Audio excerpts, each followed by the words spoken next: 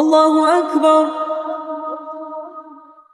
அமெரிக்க அதிபர்கிட்ட கேட்கிறாங்க, பிரான்ஸ் தனிநாடாக பாலஸ்தீனத்தை அங்கீகரிக்க போகிறது என்கிற கேள்விக்கு, நான் அமெரிக்காவில் இருக்கிறேன், பிரான்ஸ்ல இல்லைங்கிறாரு. இது எப்படின்னு கேட்டா, இந்த எதையாவது சொல்லணுங்கிறது கிறுக்குத்தனமா எதையாவது உளருவாப்ல, அதே மாதிரி உளறிருக்காப்லங்கிறது மட்டும் தெரியுது. ஏன்னா முடியல, இப்படி ஒரு நிலை வரும்னு அவங்க எதிர்பார்க்கல. இது வரக்கூடாதுன்னு தான் ஈரான் மேல அட்டாக் பண்ணி அப்படி ஒரு சலனத்தையே உண்டாக்கினாங்க. இம்மானுவேல் மெக்ரான் தன்னுடைய எக்ஸ் பக்கத்தில் வெளியிட்டிருக்கக்கூடிய ஒரு அறிக்கையில் என்ன சொல்றாருன்னு கேட்டா, பாலஸ்தீனத்தை தனி நாடாக தனி அரசாங்கமாக அங்கீகரித்த மிகப்பெரிய மேற்கத்திய சக்தியினுடைய முதல் தலைவராக நான் இருப்பேன் என்கிறார். இது உண்மையும் கூட. காசாவில் நடக்கிறது ஒரு மனிதாபிமான பேரழிவு, அது உடனே முடிவுக்கு வர வேண்டும் என்கிறார் பிரித்தானியாவுடைய பிரதமர் ஸ்டாமர். இவர் காசாவுக்கு ஆதரவாகத்தான் இருக்கிறார் என்கிறதுல எந்த மாற்று கருத்தும் இல்லை. ஆனால் தனிநாடாக அங்கீகரிப்பதற்கு ஓகே சொல்லுவாராங்கிறது மட்டும் தான் இங்கே இருக்கக்கூடிய கேள்வியாக இருக்கிறது. அப்படி அவர் ஓகே சொல்லுவாராக இருந்தால் பிரிட்டிஷ் வரலாற்றில் அவர்கள் செய்த மாபெரும் தவறை திருத்தியவராக ஸ்டாமர் அறியப்படுவார். இவங்க தான் பாலஸ்தீனத்துக்குள்ள இஸ்ரேல் என்கிற ஒரு நாட்டை உருவாக்குவதற்கு இந்த நாடு தான் அனுமதி கொடுத்தது, அவங்க தான் செஞ்சு கொடுத்தது. பிரித்தானியா தான் முழுக்க முழுக்க இரண்டாம் உலக மகா யுத்தத்துக்கு பிறகு செஞ்ச வேலை இது. எனவே பிரித்தானியா செய்த வரலாற்று தவறை திருத்தியவராக ஸ்டாமர் அறியப்படுவார். நடக்குமா நடக்காதா என்பதை பொறுத்திருந்து பார்க்கிறார். அதே நேரம் இந்த புகைப்படத்தில் இருக்கிறது எல்லாமே உணவு. இந்த உணவுகள் ரஃபா பார்டர்ல இருக்கிற உணவுகள் கிடையாது, அதை புரிஞ்சுக்கிறங்க. லாரிகளில் இருக்கிறது, வெளியில இருக்கிறது பாருங்க, நிறைய போட்டோஸ் நான் உங்களுக்கு காட்ட முடியும். கண்ணு கட்டிய தூரம் வரைக்கும் உணவுகள் இங்கே இருக்கிறது. ஆயிரக்கணக்கான உணவு பொதிகள் இருக்கிறது. லட்சக்கணக்கான மக்களுக்கு, காசா மக்களுக்கு அள்ளி கொடுக்க வேண்டிய உணவு பொதிகள். ஆனால் இதெல்லாம் எங்க இருக்குன்னு கேட்டா, இஸ்ரேலுடைய கண்ட்ரோல்ல வச்சிருக்காங்க. ரஃபா பார்டர் வழியாக உள்ளே வந்த உணவுகளும் இஸ்ரேலுக்கு கொடுக்க சொல்லி கப்பல்கள் இந்த துருக்கியினுடைய அர்துகான் அவங்கெல்லாம் அமுச்சு விட்டாங்கல்ல, எல்லாத்தையும் இறக்கி வச்சிருக்காங்க. இறக்கி வச்சவங்க இன்னைக்கு செஞ்சிருக்கிற உலக மகா அநியாயம். அல்லாஹ்வினுடைய சாபம் அவர்களுக்கு உண்டாக வேண்டும், அல்லாஹ்வினுடைய அழிவு அவர்களுக்கு உண்டாக வேண்டும்.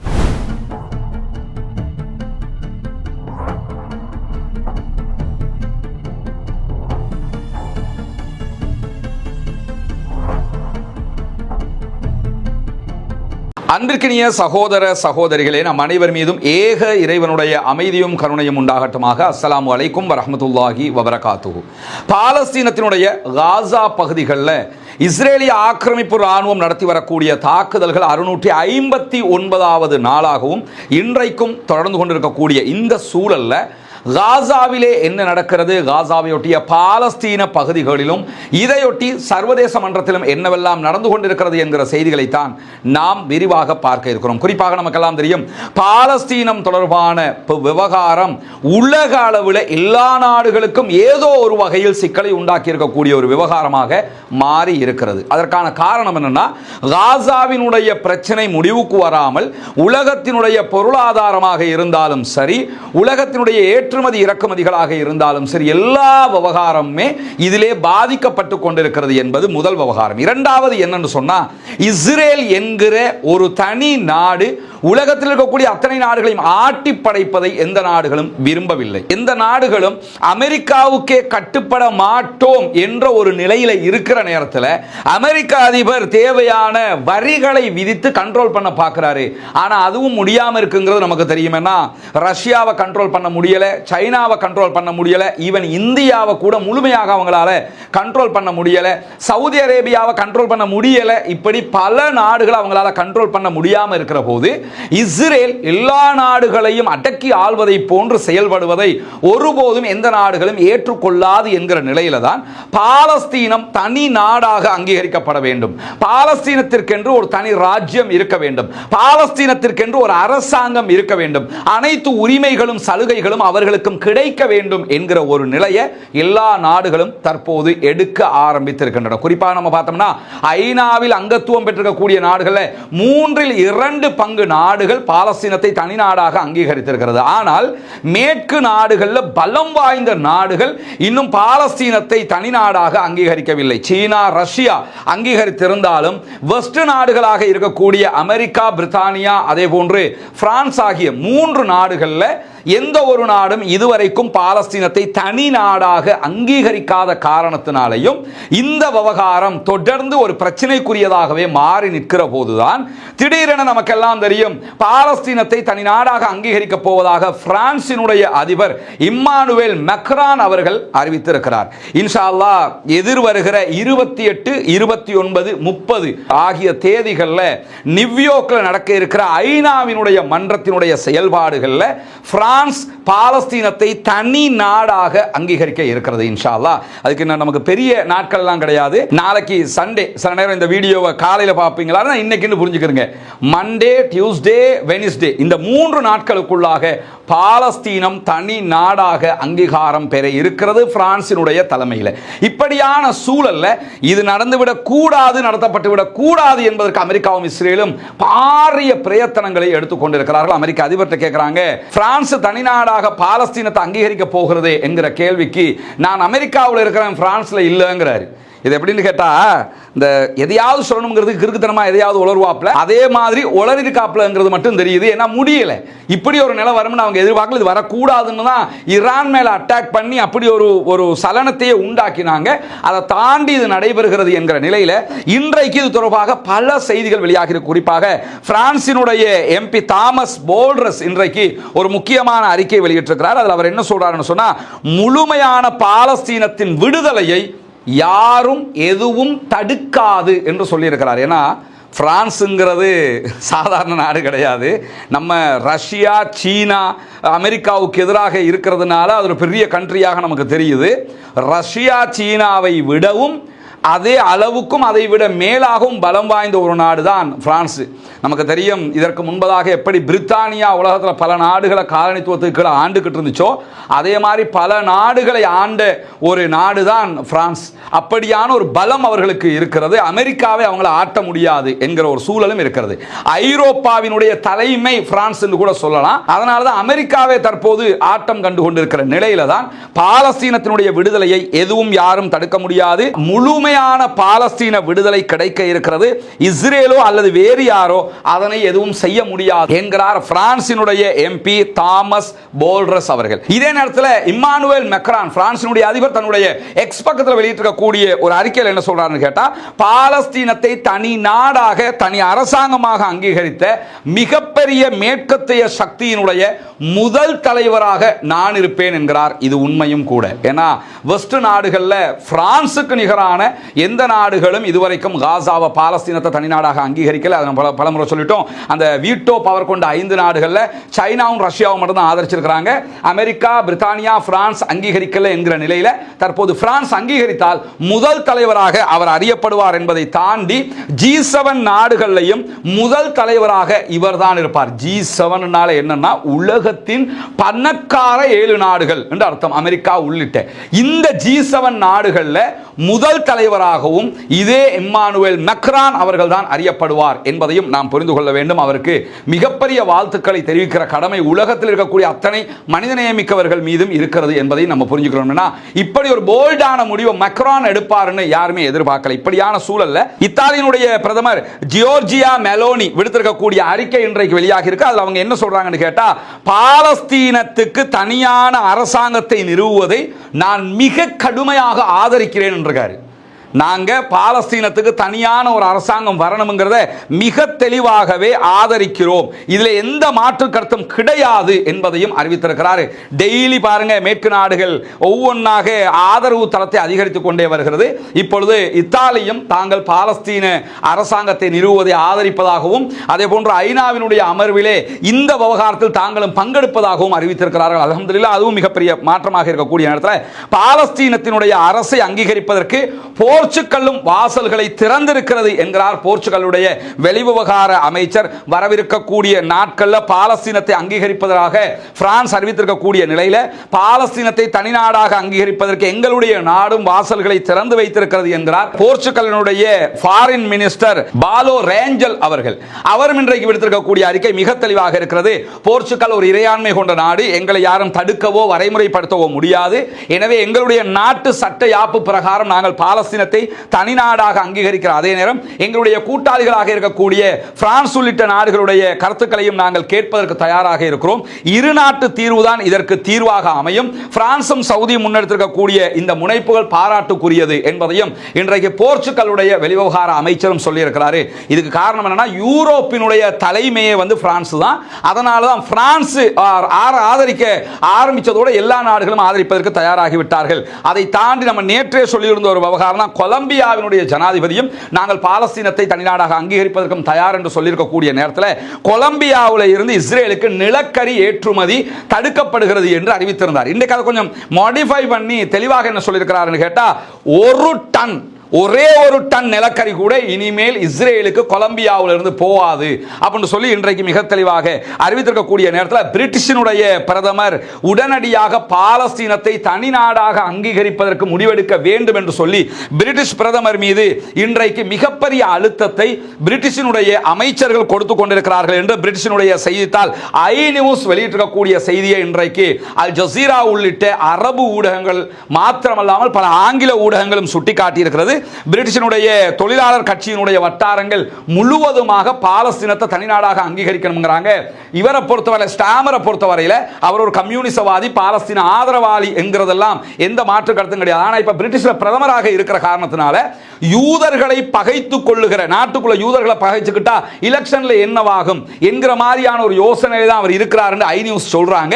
இருந்தாலும் மிகப்பெரிய அழுத்தம் அவருக்கு கொடுக்கப்பட்டுக் கொண்டிருக்கிறது. பாலஸ்தீன அரசை அங்கீகரிக்க வெளியுறவு செயலாளரே மிகப்பெரிய அழுத்தத்தை பிரதமருக்கு கொடுத்து வருகிறார் என்கிறது ஐ நியூஸ். அதை தாண்டி பிரிட்டிஷ் பிரதமர் தன்னுடைய அமைச்சரவையிலிருந்து கடுமையான அழுத்தங்களை எதிர்கொண்டு வருகிறார். பாலஸ்தீனத்தை தனிநாடாக அங்கீகரிக்க வேண்டும் என்று சொல்லி என்று தி கார்டியனும் இன்றைக்கு விடுத்திருக்கக்கூடிய அறிக்கையில் தெரிவித்திருக்கிறது. எனவே தி கார்டியன், ஐ நியூஸ் உள்ளிட்ட செய்திகள் எல்லாம் பிரிட்டிஷனுடைய பிரதமருக்கு எவ்வளவு பெரிய அழுத்தம் இருக்கிறது என்பதை சொல்லிக் கொண்டிருக்கக்கூடிய நேரத்தில் இன்னொரு ஓரிரு நாட்கள் தான் இருக்கிறது பிரிட்டிஷ் பிரதமர் ஏதாவது ஒரு முடிவை எடுக்க வேண்டும் என்கிற நிலையில இன்றைக்கு பிரிட்டிஷ் பிரதமருடைய அறிக்கை ஒன்றை டெய்லி மிரர் வெளியிட்டிருக்கிறாங்க.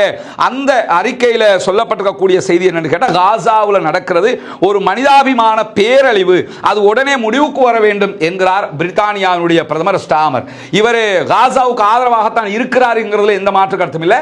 ஆனால் தனிநாடாக அங்கீகரிப்பதற்கு ஓகே சொல்லுவாராங்கிறது மட்டும் தான் இங்க இருக்கக்கூடிய கேள்வியாக இருக்கிறது.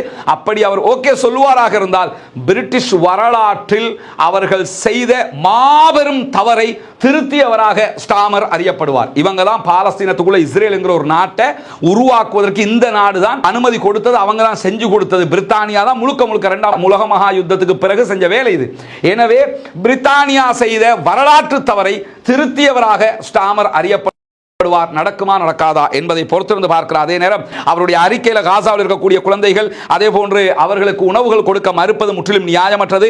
காசா பகுதியில் நடப்பதை கண்டு பிரிட்டிஷ் மக்களே கோபம் அடைந்திருக்கிறார்கள் என்கிறார். அதெல்லாம் என்ன, மக்களை சாந்தப்படுத்துறதுக்காக பேசுற பேச்சு. உள்ளுக்குள்ள பெரும் போராட்டம் நடந்துகிட்டு இருக்குது. பிரிட்டிஷ்ல இருக்கக்கூடிய மக்கள் எல்லாம் பாலஸ்தீனத்தை தனிநாடாக அங்கீகரிங்க சொல்ற காரணத்தினால தான் இந்த மாதிரி அறிக்கைகளை வெளியிடுறார். இந்த அறிக்கையில் இன்னொரு பின்புலமும் இருக்கிறது. பெரும்பாலும் இந்த அறிக்கைகளினூடாக எனக்கு மக்கள்கிட்ட நிறைய அழுத்தங்கள் இருக்குது என்று சொல்லி அவர் உடனடியாக பாலஸ்தீனத்தை தனிநாடாக அங்கீகரிப்பதற்கும் வாய்ப்பு இருக்கிற நிலையில நாங்க ஏர் ட்ரூப் பண்றதுக்கு தயாராக இருக்கிறோம், எங்களுடைய நாடும் காசா மக்களுக்கு வான்வழியாக உணவு போடுவதற்கு தயாராக இருக்கிறது என்கிற ஒரு செய்தியை சொல்லி இருக்கிறாரு. நேற்றைய தினம் UAE, ஐக்கிய அரபு அமீரகமும் அதே நேரத்தில் ஜோர்டானும் இணைந்து வான்வழியாக உணவுகளை போடுறதுக்கு இஸ்ரேல் அனுமதிச்சிருக்கிறதுங்கிற ஒரு செய்தியை பல ஊடகங்களை நீங்க பார்த்திருப்பீங்க. முதல்ல இந்த அரபிகளை பொறுத்த வரையில் இவங்க எங்க போய் சேர்க்கிறதுங்கிற ஒரு யோசனை இருக்குது. இந்த ஏர் ட்ரூப் பண்றதை பொறுத்தவரை இஸ்ரேல் அனுமதிக்கவே தேவையில்லை, எவனும் அனுமதிக்க தேவையில்லை. ஏர் ட்ரூப் யாரும் போய் பண்ண முடியும். பண்ணுறதை எவனாவது தடுத்தானா அவனுக்கு எதிராக ஐநா போர் தொடுக்கணுங்கிற அளவுக்கு சட்டம் இருக்கிற போது நாங்க ஏர் ட்ரூப் பண்ணிக்கிறவான்னு போய் கேட்டுக்கிட்டு இருக்கிறாங்க. ஏன்டா ரஃபா பார்டரை திறக்கிறதுக்கு தான் கெஞ்சிக்கிட்டு இருக்கிறீங்கன்னா இதுக்கும் கெஞ்சிக்கிட்டு இருக்கிறாங்க பாருங்க. இந்த மாதிரி நிலையில இஸ்ரேல் அவங்களுக்கு அனுமதி கொடுத்துருக்குதான் UAEக்கும் அதே போன்று ஜோர்தானுக்கும் ஏர் ட்ரூப் பண்ணுங்கன்னு, அதே மாதிரி நாங்களும் அதுக்கு ரெடியா இருக்கிறோம்னு ஸ்டாமரும் சொல்லி இருக்கிறார். இந்த மாதிரியான சூழ்நிலையில காசா மக்கள் என்ன சொல்கிறார்கள் என்று சொன்னால், தயவு செய்து ஏர் ட்ரூப் பண்ணாதீங்கங்கறாங்க. நம்மளும் சொல்லிக்கிட்டே இருந்தோம் ஏர் ட்ரூப்பாவது பண்ணலாம் தானே, அந்த மக்களுக்கு உணவை வான்வழியாவது போட்டு தொலைங்களான்னு சொல்லிக்கிட்டு இருந்தோம். ஆனால் காசா மக்கள் இன்றைக்கு விடுத்திருக்கக்கூடிய அறிக்கையில் என்ன சொல்றாங்கன்னு சொன்னா, நீங்க தயவு செய்து வான்வழியாக உணவுகளை தராதீர்கள் என்கிற கோரிக்கையை விடுத்திருக்கிறார்கள். ஏன் அந்த கோரிக்கையை விடுக்கிறாங்கன்னு சொன்னா, நிலத்தில் இருக்கிற யதார்த்தம் வித்தியாசமானதாக இருக்கிறது. நீங்க வானத்தில் இருந்து உணவு போடுறதுங்கிறது மீடியாவுக்கு காட்டுறதுக்காக இருக்குமே தவிர அதனால எந்த பலனும் கிடையாது. நீங்க போடுகிற உணவுகள் கடலுக்குள்ள போய் விழுகுது. அதை எடுக்க போய் எங்க மக்கள் ஏற்கனவே சாப்பிட வழி இல்லாம நடக்க முடியாம இருக்கிறவங்க அதை எடுக்க போய் செத்து மடிஞ்சிருவாங்க.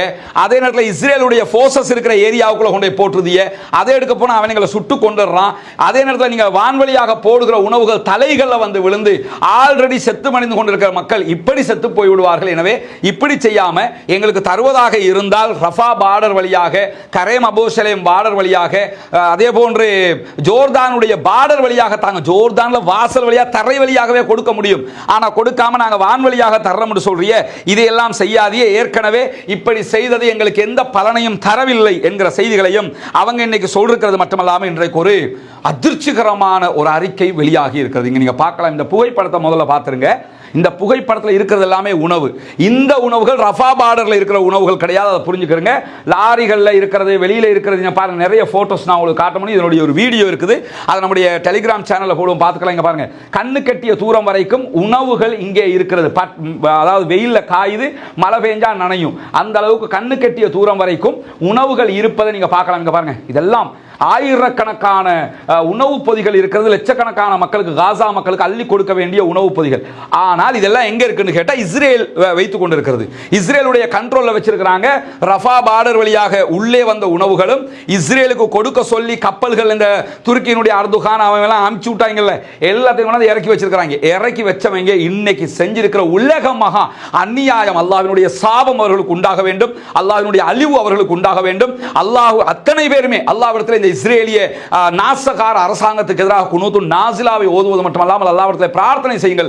1000 லாரிகள்ல கொண்டு வர வேண்டிய அளவுக்குண்டான உணவுகளையும் மருந்துகளையும் மொத்தமாக அளித்திருக்கிறோம் என்கிறது இஸ்ரேலிய ஆக்கிரமிப்பு பயங்கரவாத ராணுவம். இஸ்ரேலுடைய ஒலிபரப்பு ஆணையமே இன்றைக்கு வெளியிட்டிருக்கக்கூடிய அறிக்கையில் சொல்றாங்க, பெரிய அளவிலான மருந்து பொருட்கள், அதே போன்று உணவுப் பொருட்கள் என்று கிட்டத்தட்ட 1000 லாரிகளில் கொண்டு வர வேண்டிய உணவுகளை நாங்கள் அளிச்சிருக்கிறோங்கிறது மட்டுமல்லாம வெயிலுக்கு கீழே லட்சக்கணக்கான பார்சல் உணவுகள் இருக்கிறது. வெயிலுக்கு கீழே இதான் வெயில் அடிக்குது, நாசமா போய்கிட்டே இருக்கிறது.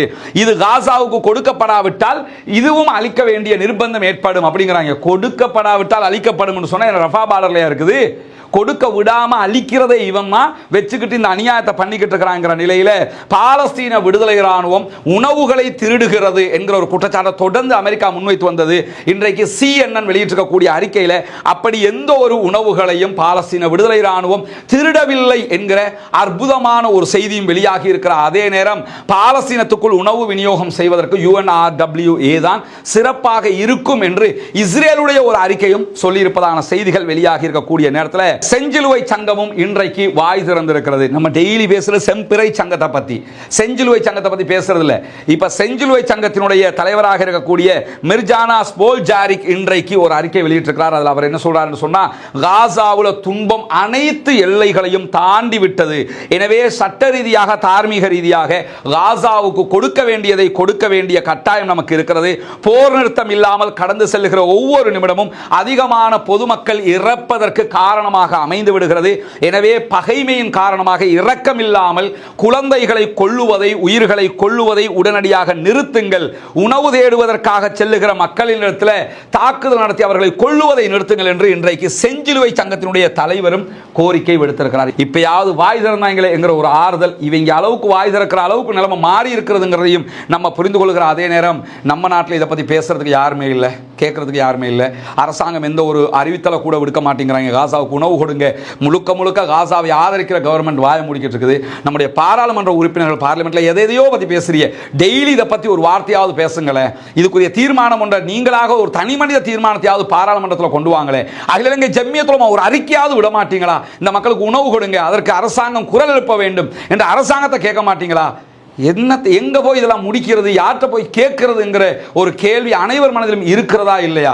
தாங்க முடியாத வேதனையாக இருக்கிறது. 1000 லாரிகள் பெருமதியான உணவுகளை அழித்து நாசப்படுத்தி இருக்கிறது நாசகார இஸ்ரேல். இந்த அரபு நாட்டு இந்த அடிமைகள், அரபு நாட்டு ஆட்சியாளர்கள் குனூத்துன் நாசிலா ஓதும் போது அவங்களுக்கு எதிராகவும் தயவு செய்து குனூத்துன் நாசிலா ஓதுங்க.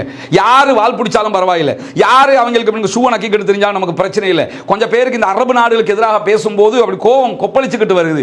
இந்த கோபம் எல்லாம் நீங்கள் அவர்களுக்கு ஜால்ரா அடிக்கிறவர்கள் வைத்துக் கொள்ள வேண்டும். இவ்வளவு அநியாயம் நடக்கிறது, இத்தனை பேர் கொல்லப்பட்டுக் கொண்டிருக்கிறார்கள், வாய் மூடி மௌனமாக இருந்து கொண்டிருக்கிறார்கள். அவர்களுக்கு எதிராகவும் அல்லாஹ்விடத்திலே நாம் பிரார்த்திக்க கடமைப்பட்டிருக்கிறோம். ஏன்னா இவ்வளவு அநியாயத்தை நம்மளால என்ன பண்ண முடியும்? துஆ மட்டும் தான் கேட்க முடியும்.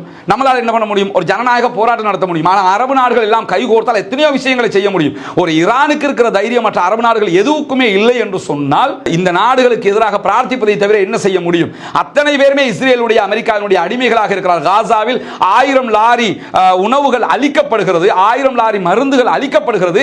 அமெரிக்காவுக்கு 3000 கோடி அமெரிக்க டாலர்களை அள்ளி கொடுக்கிறது சவுதி அரேபியா, 3000 கோடி அமெரிக்க டாலர்களை அள்ளி கொடுக்கிறது UAE, 3000 அமெரிக்க டாலர்களை அள்ளி கொடுக்கிறது கத்தர்.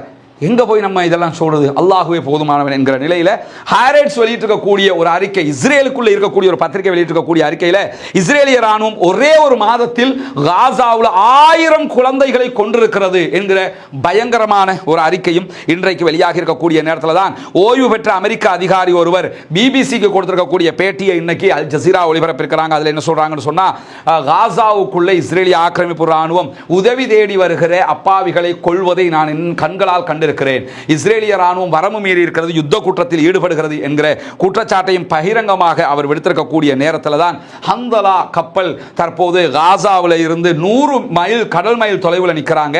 ஹந்தலா கப்பலை தடுப்பதற்கு அல்லது தாக்குதல் நடத்துவதற்கு இஸ்ரேல் தயாராகி வருவதான செய்திகள் வெளிவருகிற அதே நேரம் அதை எதிர்கொள்வதற்கு நாங்களும் தயாராக இருக்கிறோம் என்று ஃப்ரீடம் ஃப்ளோட்டிலாவினுடைய ஹந்தலா கப்பலில் இருக்கக்கூடிய காசாவுக்கு ஆதரவாக உணவுகளை ஏற்றி வருகிற கப்பலும் இன்றைக்கு அறிக்கை விடுத்திருக்கக்கூடிய செய்திகள் வெளியாக இருக்கிற அதே நேரம் இன்றைக்கு ஹூதிகள் இஸ்ரேலுக்கு எதிராக காசாவுக்கு ஆதரவாக தாக்குதல் நடத்தி இருக்கிறார்கள். பீர் ஷெய்பாவை இலக்கு வைத்து அவர்கள் ஹைப்பர்சோனிக் ஏவுகணை மூலமாக ஒரு தாக்குதலை நடத்தி இருக்கிறார். அதே நேரத்தில் உம்மல் ரஷ்ராஷ் என்கிற பகுதிகளுக்கும் அஷ்கலான் அதே போன்று ஹடேராவில் இருக்கக்கூடிய இஸ்ரேலுடைய இலக்குகள் மீதும் இன்றைக்கு ட்ரோன் தாக்குதல்களை நடத்தி இருக்கிறார்கள். சக்சஸ்ஃபுல்லாக அது நடந்திருக்கிறது என்கிற செய்திகளையும் அவங்க விடுத்திருக்கிற அதே நேரம் இஸ்ரேல் தன்னுடைய காசா மீதான தாக்குதல்களை நிறுத்தாமல் தொடர்கிற காரணத்தினால தாங்களும் இஸ்ரேலுக்கு எதிரான தாக்குதல்களை விரிவுபடுத்த போவதாக இன்றைக்கு அறிவித்திருக்கிறார்கள். எனவே அன்பிற்கினிய சகோதர சகோதரிகளே, நம் அனைவர் மீதும் ஏக இறைவனுடைய அமைதியும் கருணையும் உண்டாகட்டுமாக என்கிற உயரிய பிரார்த்தனைகளோடு பாலஸ்தீனத்தினுடைய காசா பகுதிகளில்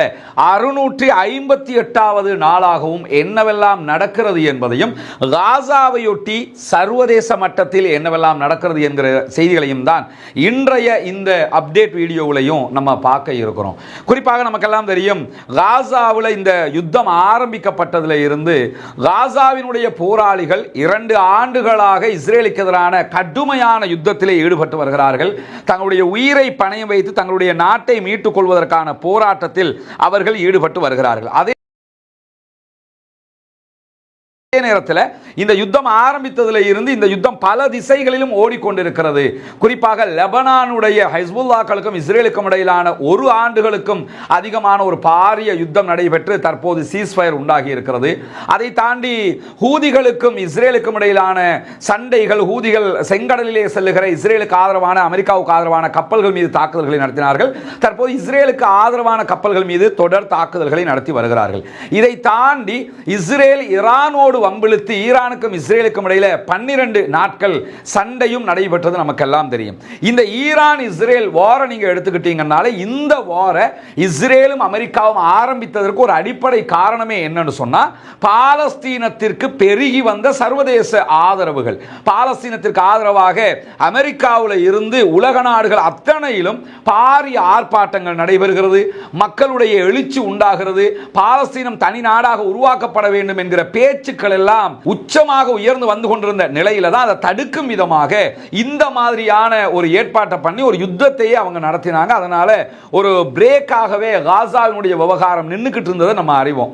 தற்போது நீங்க எடுத்துக்கிட்டீங்கன்னா இந்த யுத்தம் முடிவுற்று ஓரளவுக்கு நிலைமை திரும்பி இருக்கிற போது காசாவில் ஒரு சமாதான பேச்சுவார்த்தையை நடத்த வேண்டும் என்கிற பேச்சுக்கள் எழுந்து இஸ்ரேலுக்கும் பாலஸ்தீன விடுதலை ராணுவத்துக்கும் இடையிலான மறைமுக பேச்சுவார்த்தை தோஹா கத்தார்ல தொடர்ந்து நடைபெற்று வருகிறது. ஆனால் இதுவரைக்கும் அந்த பேச்சுவார்த்தை சக்சஸ் இல்லை. அதற்காக அன்சக்சஸ் சொல்லிட முடியாது. ஆனால் அமெரிக்கா பேச்சுவார்த்தைகள்ல இருந்து நாங்க வித்ட்ரா பண்றோம், நாங்க பேச்சுவார்த்தைக்கு இனிமே வரமாட்டோம்னு இன்றைக்கு அமெரிக்க அதிபர் டொனால்ட் ட்ரம்ப் அறிவித்திருக்கிறார். அதை பின்னாடி நம்ம பார்க்க இருக்கிற அதே நேரத்தில் இந்த அறிவிப்புகள் எதற்காக வருகிறது என்பதையும் நாம் கவனிக்க வேண்டும். ஏன்னா ஒரு பேச்சுவார்த்தை மேசையில் இருக்கிறாங்க. பாலஸ்தீன விடுதலை ராணுவம் தங்களுடைய நிபந்தனைகளை சொல்லிக் கொண்டிருக்கிறது. இஸ்ரேல் ஒற்றைப்படையான நிபந்தனைகளை சொல்கிறது. யுத்தத்தில் எதை செய்ய நினைச்சாங்களோ அதை செய்ய முடியலனும் போது அதை சமாதானத்தினூடாக செய்வதற்கு முயல்கிறார்கள். யுத்தத்திலேயே விட்டு கொடுக்காதவங்க சமாதானத்தில் விட்டு கொடுப்பாங்களா? நிச்சயமாக விட்டு கொடுக்க மாட்டாங்க. அதனால தான் இந்த பேச்சுவார்த்தை இழுபறியாக இருக்கு. இதுக்கு முன்னாடியே நமக்கு தெரியும், காசாவை நரகமாக ஆக்குவேன் என்றார் அமெரிக்க ஜனாதிபதி டொனால்ட் ட்ரம்ப். ஏற்கனவே நரகமாக தான் இருக்குது, நீங்க புதுசா ஒன்று உண்டாக்குறதுக்கு இல்லை, எனவே நாங்கள் விட்டு தர மாட்டோம்னு பாலஸ்தீன விடுதலை அமைப்புகள் சொன்னதற்கு பிறகும் தற்போதும் அதே போன்ற வார்த்தைகளை அமெரிக்க அதிபர் சொல்ல ஆரம்பித்திருக்கிறார். இதற்கான காரணம் என்ன என்று பார்த்தீங்கன்னா, நேற்றைய நம்முடைய வீடியோவில் ஒரு செய்தியை சொல்லியிருந்தோம். பிரான்சும் சவுதி அரேபியாவும் இணைந்து பாலஸ்தீனத்தை தனிநாடாக அங்கீகரிக்கிற பிரேரணையை ஐநாவிலே கொண்டு வர இருக்கின்றன என்கிற செய்திகள். அதே நேரத்தில் இன்றைக்கு காலையிலேயே பிரான்சினுடைய அதிபர் இமானுவேல் மேக்ரான் அவர் மிக தெளிவாக இந்த வார் ஆரம்பித்த நேரத்தில் இஸ்ரேல் பக்கம் நின்றவர்.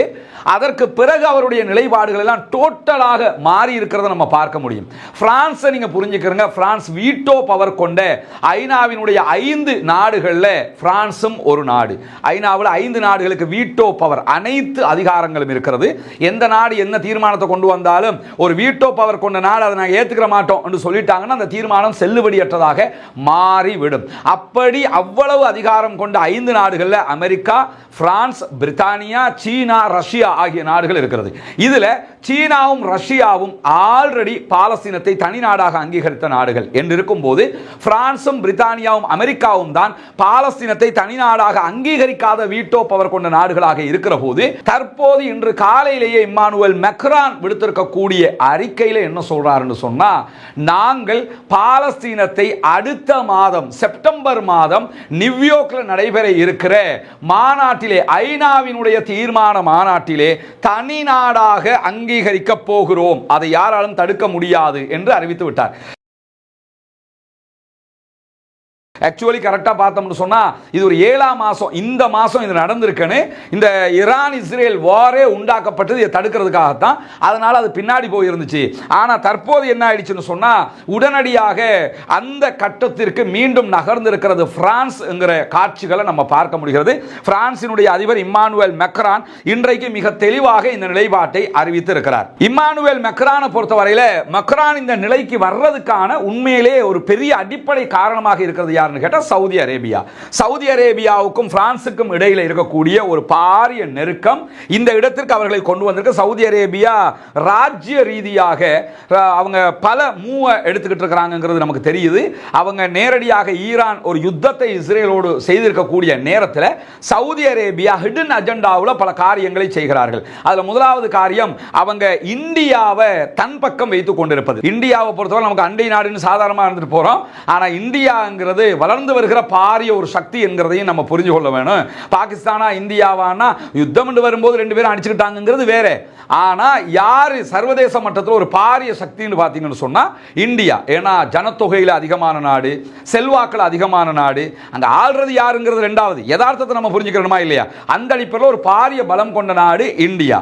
அதே மாதிரி ரஷ்யா, சீனா, இந்த மாதிரியான பலம் கொண்ட பெரிய நாடுகளை எல்லாம் சவுதி அரேபியா தன்னுடைய ஒரு நெருக்கத்துக்குள்ள வைத்துக் கொண்டிருக்கிறார். ஆல்ரெடி அமெரிக்காவுக்கும் அவங்களுக்கு நெருக்கம் இருந்தாலும் டொனால்ட் ட்ரம்ப் ஒரு மாற்றாந்தாய் மனப்பான்மையோடு தான் பார்த்துக்கிட்டு இருக்கிறாங்கிறதையும் நம்ம கவனிச்சுக்கிட்டு தான் இருக்கிறோம். இந்த நிலையில தான் பிரான்ஸையும் அவங்க ரொம்ப நெருக்கத்துக்கே கொண்டு போயிட்டாங்க. போனதுனால மேக்ரானுக்கும் சவுதி அரேபியாவுடைய பட்டத்து இளவரசர் முகமது பின் சல்மானுக்கும் இடையில ஏற்பட்ட நெருக்கம் இன்றைக்கு இப்படியான ஒரு சூழலை உண்டாக்கியிருக்கு. அதை தாண்டி ஜோர்தானோட பிரான்சுக்கு ஒரு நெருங்கிய தொடர்பு இருக்குன்னா, ஜோர்தான்ல பிரான்சினுடைய ராணுவமே நிலைநிறுத்தப்பட்டிருக்குங்கிறத என்பதெல்லாம் நம்ம ஏற்கனவே பார்த்திருக்கிறோம். இந்த நிலையில தான் இம்மானுவேல் மேக்ரான் இந்த வெளிப்படையான அறிவிப்பை இன்றைக்கு செய்திருக்கிறதோடு இதை சொன்னதோட இஸ்ரேலுக்கு தாங்க முடியாத கோபம் வந்துருச்சு. இஸ்ரேலிய பிரதமர் பெஞ்சமின் நெத்தன்யாகுனுடைய அலுவலகம் இன்றைக்கு வெளியிட்டிருக்கக்கூடிய அறிக்கையில மேக்ரானுடைய இந்த அறிவிப்பை கண்டிப்பதாக அறிவித்திருக்கிறது மட்டுமல்லாம அவர்களுடைய இந்த செயல்பாடு மேக்ரானுடைய இந்த செயல்பாடு தீவிரவாதத்தை வளர்க்கும்ங்கிறாரு. அப்பாவி குழந்தைகள் 20,000 பேருக்கு மேல கொன்று குவிச்சு 75,000 அப்பாவிகளை கொன்று குவித்து முழு நாட்டையும் அழிச்சவங்க ஜனநாயகவாதிகள், அழிக்கப்பட்டவர்கள் பயங்கரவாதிகள் என்று சொன்னால் சரியா இருக்குமா? அதைத்தான் மெக்ரானுக்கு அவர் என்ன செய்யறாருன்னா, நீங்க இதை செஞ்சீங்கன்னா தீவிரவாதத்தை வளர்த்ததா போயிடும், அதெல்லாம் மெக்ரானுக்கு தெரிஞ்சா போடா போறதுக்கு அப்படின்ட்டாரு. நாங்க செய்வோம்டா அப்படின்ட்டாரு. இன்றைக்கு இஸ்ரேலுடைய நீதி அமைச்சர் ஜஸ்டிஸ் மினிஸ்டர் யாரிவ் லெவின் வெளியிட்டிருக்கக்கூடிய அறிக்கையில் என்ன சொல்றாருன்னு சொன்னா, ஆக்கிரமிக்கப்பட்ட மேற்கு கரையில இஸ்ரேல் தன்னுடைய ஆதிக்கத்தை செலுத்த வேண்டும். நம்ம இன்னைக்கு நம்முடைய ரஸ்மின் டாக்ஸ் சேனல்ல தனி வீடியோ ஒன்று போட்டிருக்கிறோம். மேற்கு கரை வெஸ்ட் பேங்க் பகுதிகளை நெசட்லயோ ஒரு சட்டத்தை பாஸ் பண்ணி அதை இஸ்ரேலாக இணைக்கிறதுக்கான முயற்சியை செய்றாங்க. அதை பார்க்காதவங்க அதில் பார்த்துக்கங்க. அதைத்தான் இன்றைக்கு இந்த ஜஸ்டிஸ் மினிஸ்டர் மீண்டும் வலியுறுத்தி இருக்கிறது மட்டுமல்லாமல் அவர்களுடைய பாதுகாப்பு அமைச்சர் டிஃபென்ஸ் மினிஸ்டர் இஸ்ரேலி காட்ஸ் வெளியிட்டிருக்கக்கூடிய அறிக்கையில் என்ன சொல்றாருன்னு சொன்னா, பிரான்சினுடைய இந்த முடிவை ஏற்றுக்கொள்ள முடியாது, இது வெட்கக்கேடானது, இது பயங்கரவாதத்திற்கு சரணடைதல் அப்படிங்கிறாரு. இந்த வார்த்தையெல்லாம் சொல்லி நீங்க இதை செய்யக்கூடாது அப்படின்னு சொல்லி ரொம்ப துடிச்சு போயிட்டாங்க. அது எப்படி இந்த கால இந்த அறிவிப்பு வந்ததோட இஸ்ரேலில் இருக்கக்கூடிய தலைவர்களுக்கு தூக்கம் கெட்டு போய்விட்டது என்றுதான் சொல்ல வேண்டும்.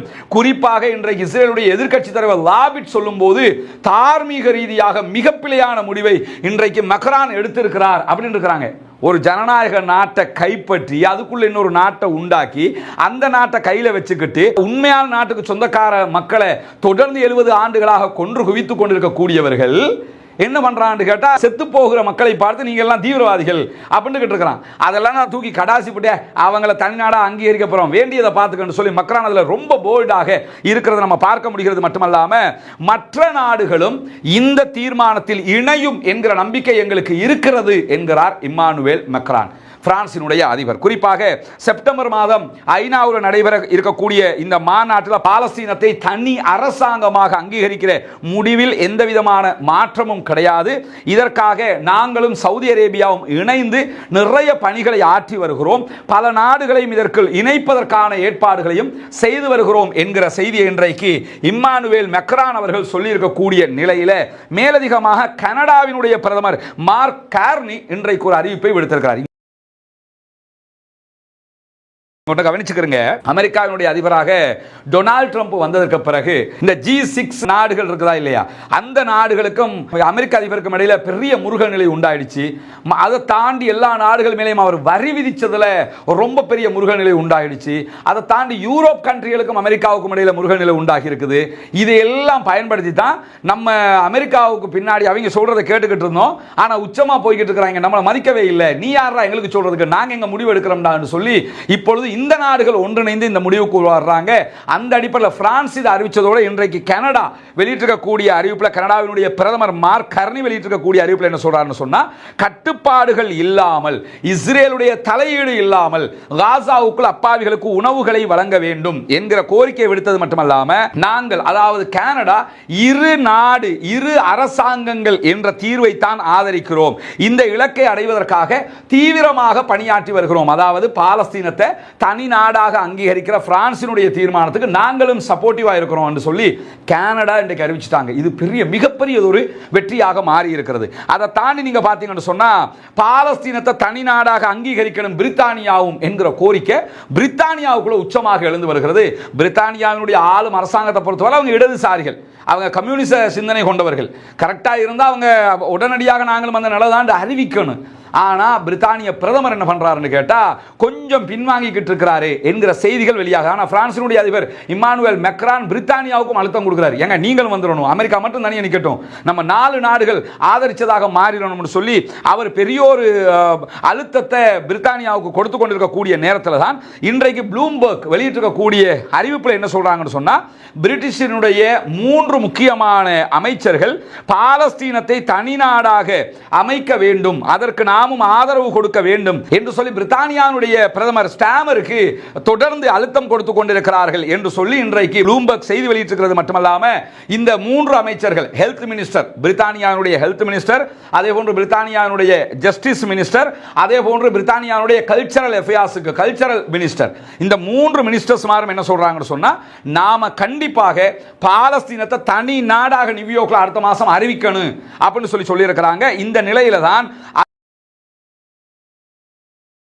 அடுத்த மாதம் நடைபெற இருக்கக்கூடிய மாநாட்டில் பிரித்தானியா கலந்து கொள்ளுமா கொள்ளாதா என்கிற ஒரு கேள்வி வந்தது. அதற்கு பிரித்தானியாவுடைய ஃபாரின் செக்ரட்டரி டேவிட் லாமி வெளியிட்டிருக்கக்கூடிய அறிக்கையில் என்ன சொல்றாருன்னு சொன்னா, நியூயார்க்கில் நடைபெறக்கூடிய 2 நாடுகள், பாலஸ்தீனம் என்பது ஒரு நாடு, இஸ்ரேல் என்கிறது ஒரு நாடு என்கிற அந்த மாநாட்டில் எங்களுடைய நாடு கலந்து கொள்ளும், காசாவுக்கு நிரந்தர தீர்வு கிடைக்க வேண்டும் என்பதில் நாங்கள் உறுதியாக இருக்கிறோம். காசாவில் மக்களுக்கு தேவையான உதவிகளை விநியோகிக்கிறதுக்கான வழிமுறைகளை நம்ம செய்யணும், இஸ்ரேல் செய்கிற அந்த வேலைகளுக்கு நாங்கள் சப்போர்ட் இல்லை என்பதையும் அவங்க சொல்லியிருக்கிறது. மட்டுமல்லாம அடுத்த வாரம் நியூயார்க்ல நடைபெற இருக்கக்கூடிய இந்த மாநாட்டினுடைய தீர்மானங்களை நாங்கள் பங்கெடுப்போம் இருக்கிறாங்க. நெக்ஸ்ட் வீக் தான், நெக்ஸ்ட் மந்த் என்ன புரிஞ்சுக்கணும்னா, இப்போ நம்ம 25ஆம் தேதிக்கு வந்துட்டோம். அடுத்த மாசம் தான், அடுத்த மாசம்னா இன்னொரு 1 வீக் தான் இருக்குது. 1 வீக்குள்ள இன்ஷா அல்லாஹ் இந்த நல்ல காரியம் நடப்பதற்கான வாய்ப்பு இருக்கு.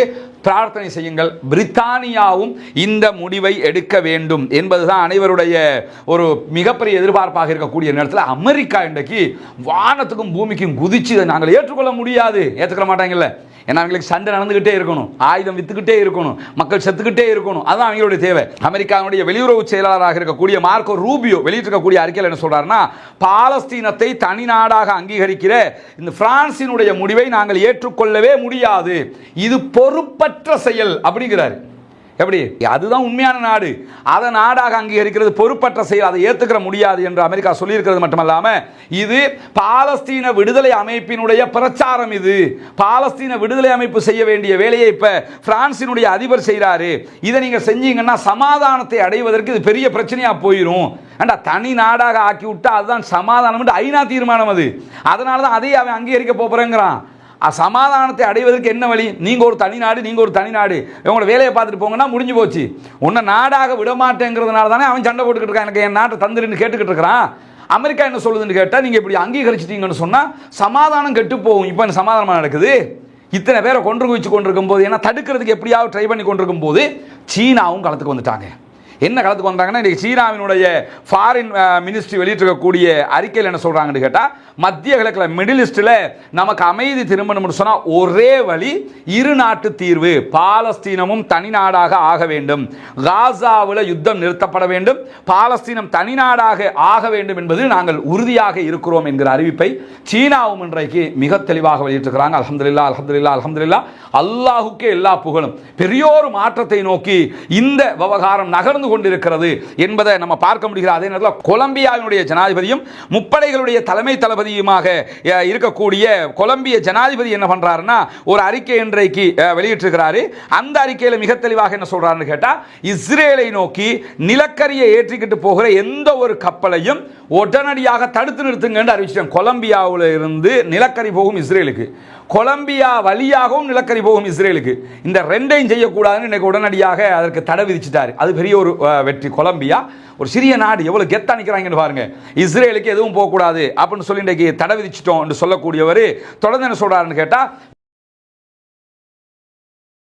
காசாவில் பாலஸ்தீன மக்களுக்கு எதிராக இஸ்ரேல் நடத்தி வரக்கூடிய இந்த இனப்படுகொலை தாக்குதல்களுக்கு நாங்கள் உடந்தையாக இருக்கவே மாட்டோம், அது தடுத்து நிறுத்தப்படணும். எனவே நாங்கள் இந்த டபுள் ஸ்டேட் என்கிற 2 அரசுகள் 2 நாடுகள் என்கிற நிலைப்பாட்டில் மிக தெளிவாக இருக்கிறோம் என்று கொலம்பியாவும் இன்றைக்கு சொல்லியிருக்கக்கூடிய நேரத்தில் கடந்த 24 மணி நேரங்களுக்குள்ளாக காசாவுக்குள்ள 122 அப்பாவிகள் கொல்லப்பட்டிருக்கிறார்கள், 300க்கும் மேற்பட்டவர்கள் படுகாயம் அடைந்திருக்கிறார்கள் என்கிற கவலையான செய்திகள் வெளியாகி இருக்கிற அதே நேரம் 232 பத்திரிகையாளர்கள், ஜேர்னலிஸ்டுகள் இதுவரைக்கும் காசாவிலே கொல்லப்பட்டிருக்கிறார்கள் என்கிற செய்திகளையும் நம்ம புரிந்து கொள்ள முடிகிற அதே நேரத்தில் இன்றைய நாள் ஜும்ஆ தொழுகைக்கு பிறகு காசாவிலே வறுமை தலைவிரித்தாடுகிறது, காசா அப்பாவிகளுக்கு உணவு இல்லாமல் தவிக்கிறார்கள், எனவே இஸ்ரேல் செய்கிற இந்த அநியாயம் நிறுத்தப்பட வேண்டும் என்று சொல்லி இன்றைக்கு ஜும்ஆ குத்துபா நடத்திய ஜெருசலமில் இருக்கக்கூடிய மஸ்ஜிதுல் அக்ஸாவினுடைய இமாம் ஜும்ஆ தொழுகைக்கு பிறகு கைது செய்யப்பட்டிருக்கிறார். ரொம்ப வயசாளி, 80 வயசுகளை தாண்டினவர். இன்றைக்கு ஜும்மா கொத்துபா செய்கிறாரு. கொத்துபாவில் என்ன பண்ணுறாருன்னு சொன்னால், காசாவில் பாலஸ்தீன மக்களுக்கு இஸ்ரேல் பட்டினி போட்டு அவங்கள கொன்றுகிட்டு இருக்குது, இதை உடனடியாக நிறுத்தணும் அப்படின்னு சொல்லி கொத்துபாவில் அவங்க பேசுகிறாங்க. பேசி அடுத்த கணம் அவர்கள் கைது செய்யப்படுகிறார்கள். ஏற்கனவே 6 மாதத்துக்கு முன்பதாக அவர் கைது செய்யப்பட்டு பள்ளிக்குள்ளேயே 6 மாதம் வரக்கூடாதுன்னு தடை விதிக்கப்பட்டிருந்தார். இப்போ தான் தடை நீங்கி பள்ளிக்குள்ளே வந்தாங்க. வந்ததோடு மீண்டும் பேசுகிறாங்க. மீண்டும் அவர் கைது செய்யப்பட்டிருக்கிறார். 80 வயதை தாண்டிய இவருக்கு இருக்கக்கூடிய தைரியம், இவருக்கு இருக்கக்கூடிய அந்த மனிதநேயம், இவருக்கு இருக்கக்கூடிய இறைவனுடைய பயம், இவருக்கு இருக்கக்கூடிய நான் மறுமையிலே அல்லாஹ்விடத்திலே பதில் சொல்ல வேண்டும் என்கிற அச்சம் ஏன் ஒரு குனூத்துன் நாசிலாவை ஓதுவதற்கு நமக்கு வரவில்லை? இங்க இருக்கக்கூடிய பெரிய கேள்வி இது. கேட்கும்போது சில பேருக்கு என்னடா என்று தோணும். வான கேட்டு தான் ஆக வேண்டி இருக்கிறது. எத்தனை நாட்கள் அங்கே யுத்தம் நடைபெறுகிறது, எத்தனை நாட்கள் நம்ம குனூத்துன் நாசிலா ஓதுறதுக்கு காசாவாப்பா? என்ன பிரச்சனை நமக்கு? ஒரு ஜும்ஆ தொழுகை, ஒரு ஒன்ஸ் அ வீக்காவது ஜும்ஆ தொழுகையிலேயாவது குனூத்துன் நாசிலாவை ஓதலாமா இல்லையா? உலமாக்கள் ஓத மறுக்கிறார்கள், பொதுமக்கள் கோரிக்கை எடுத்துக்கொண்டே இருக்கிறார்கள். ஜமியத்துல் உலமா எப்பயாவது ஒரு அறிவித்தலை போட்டுட்டு சும்மா இருக்கிறீங்க, ஒவ்வொரு நாளும் இதை ஓதுன்னு வலியுறுத்தணுமா இல்லையா? நம்ம ஜனாசா இலங்கையிலே எரிக்கப்படுகிற போது நமக்காக போராட்டம் நடத்தியவர்கள் இல்லையா பாலஸ்தீன அப்பாவிகள்? அதை நம்ம ஏன் யோசிக்க மறுக்கிறோம்? நமக்காக களத்திற்கு வந்தார்களே, போராடிய உரிமைகளை வென்ற சமூகம் அது.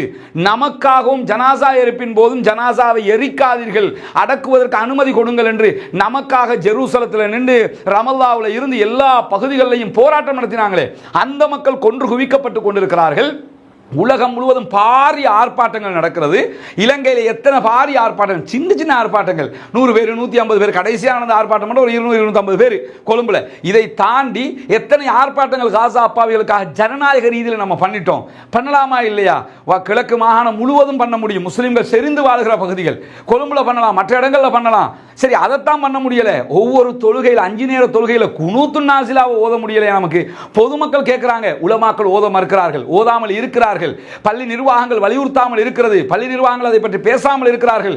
ஏன் இப்படி இருக்கிறோம்? இவருக்கு இருக்கக்கூடிய அந்த உரிமை, இவருக்கு இருக்கக்கூடிய அந்த உணர்வு கூட நமக்கு இல்லையாங்கிற கேள்வி வரலையா?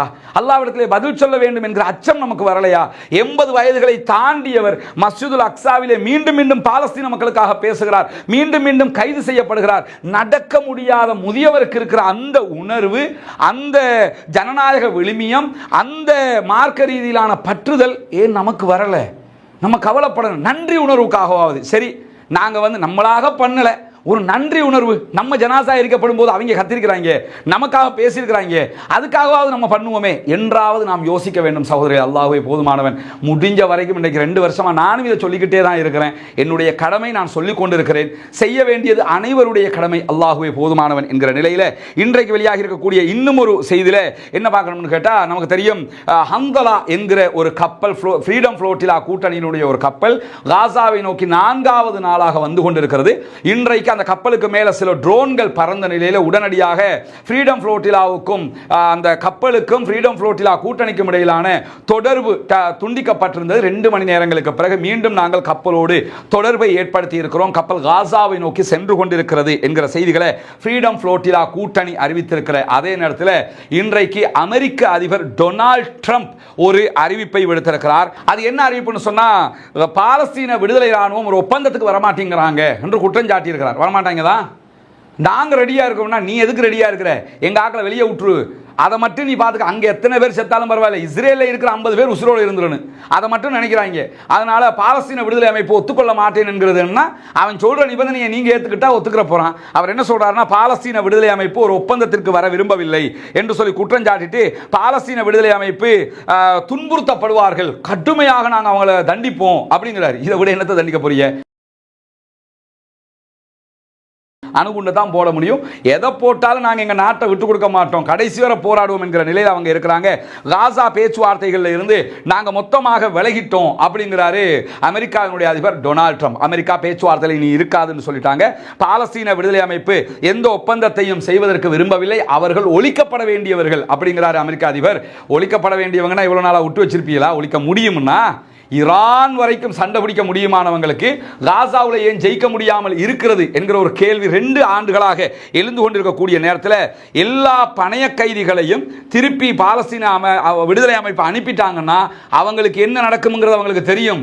அதனால தான் ஒப்பந்தத்துக்கு வர மாட்டேங்கிறாங்க என்ற ஒரு வார்த்தையை இன்றைக்கு அமெரிக்க அதிபர் பயன்படுத்தி இருக்கிறார். இதுல இருந்து என்ன தெரியுதுன்னா, முனாஃபிக்குத்தனமாக நயவஞ்சகத்தனமான ஒரு ஒப்பந்தத்துக்கு போறாங்கன்னு விளங்குது.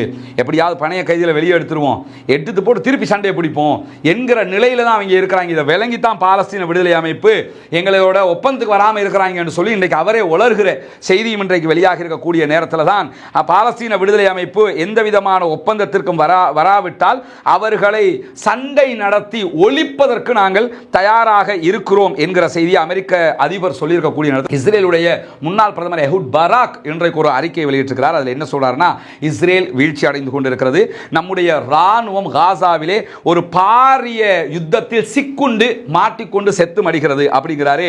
சொல்லிட்டு தொடர்ச்சியாக சொல்லும்போது, நாங்க அறிந்த இஸ்ரேலும் ஜியோனிசமும் வீழ்ச்சி அடைந்து கொண்டிருக்கிறது அப்படிங்கிறார் எஹூட் பராக் முன்னாள் பிரதமர். தொடர்ந்து சொல்றாரு, நாம தைரியமாக களத்தில் என்ன நடக்கிறது என்பதை வெளிப்படையாக பேச வேண்டும், மறைச்சு பேசுறதுக்கு ஒண்ணும் இல்லை, வெளிப்படையாக பேசுவோம். லெபனான், ஈராக், சிரியாவில் நம்முடைய ராணுவம் பெரும் சாதனைகளை எல்லாம் பண்ணிச்சு. முன்னாள் பிரதமர் அவர் என்ன சொல்றாருன்னா, லெபனான்ல சாதிச்சிட்டோம், ஈரான்ல சாதிச்சிட்டோம், அதே மாதிரி சிரியாவில் சாதிச்சிட்டோம், ஆனா காசாவில் மட்டும் நம்ம தோத்துக்கிட்டே இருக்கிறோங்கிறாரு. அது வெந்தாங்களா இல்லையாங்கிறது ரெண்டாவது. ஆனால் அவங்களே என்ன சொல்றாங்க, ஈரானையே வென்றுட்டோம், சிரியாவில் வென்றுட்டோம், லெபனானில் வெற்றி பெற்றுட்டோம், ஆனால் காசாவில் மட்டும் நம்ம தோத்துக்கிட்டு இருக்கிறோங்கிறாரு முன்னாள் பிரதமர் எஹூட் பராக். அதை மட்டும் சொல்லிவிட்டு என்ன சொல்றாருன்னு கேட்டா, நம்முடைய வீரர்களுடைய ரத்தம் ஓடுகிறது, ரிசர்வ் படையினுடைய குடும்பங்கள் அலறிக்கொண்டிருக்கிறார்கள், கவலை அடைந்து கொண்டிருக்கிறார்கள், கடத்தப்பட்டிருக்கக்கூடிய நம்முடைய பணைய கைதிகளை மீட்டெடுப்பதற்கான எந்த திட்டமும் இல்லாமல் அவர்கள் பலிகடாவாக்கப்பட்டு கொண்டிருக்கிறார்கள். உலகத்தில் இஸ்ரேல் ஒரு ஒதுக்கப்பட்ட நாடாக மாறி வருகிறது. பெரும்பான்மையான மக்கள் அரசாங்கத்தின் மீது நம்பிக்கை இழந்து விட்டார்கள். எனவே செய்ய வேண்டியது ஒன்னே ஒன்று, இஸ்ரேலை காப்பாற்றணும்னா உடனே இந்த அரசாங்கத்தை இல்லாமலாக்க யுத்தத்தை நிறுத்திடணும், இந்த அரசாங்கத்தை இல்லாமலாக்கணும். அரசாங்கத்தை இல்லாமலாக்கிறது எப்படி என்று சொல்லி யோசிச்சீங்கன்னா, உடனடியாக ரோட்டுக்கு வாங்க, 10 லட்சம் பேர் ஒரே நேரத்தில் ரோட்டுக்கு வரணும், வந்தா மட்டும்தான் இந்த அரசாங்கத்தை வீட்டுக்கு அனுப்ப முடியும் அப்படின்னு சொல்லி இன்றைக்கு இஸ்ரேலுடைய முன்னாள் பிரதமர் எஹூட் பராக் வெளியிட்டிருக்கக்கூடிய அறிவிப்பும் வெளியாகி இருக்கிறது. ஒரு பக்கம் நாங்க பாலஸ்தீன விடுதலை அமைப்பு 2ல் 1 பார்ப்போம் என்று அமெரிக்க அதிபர் சொல்ற நேரத்தில் அது ஒண்ணுமே பார்க்க முடியாதுடா, அவங்க ஜெயிச்சுக்கிட்டே தாண்டா இருக்கிறாங்க, நம்ம தோத்துக்கிட்டே தாண்டா இருக்கிறோம் சொல்லி இன்றைக்கு இஸ்ரேலுடைய முன்னாள் பிரதமர் எஹூட் பராக் சொல்லி இருக்கக்கூடிய செய்திகள் வெளியாகி இருக்கிறது. எனவே பாலஸ்தீனம் சுதந்திர நாடு என்கிற சுவாசத்தை பெறுவதற்கு பிரான்சினுடைய, சவுதியினுடைய தலைமையில் அடுத்த வாரம் நியூயார்க்கில் நடைபெற இருக்கக்கூடிய ஐநாவினுடைய மாநாடு ஒரு திருப்பு முனையாக இருக்க போகிறது என்கிற நம்பிக்கை பிறந்திருக்கிறது. வல்ல ரஹ்மான் அவர்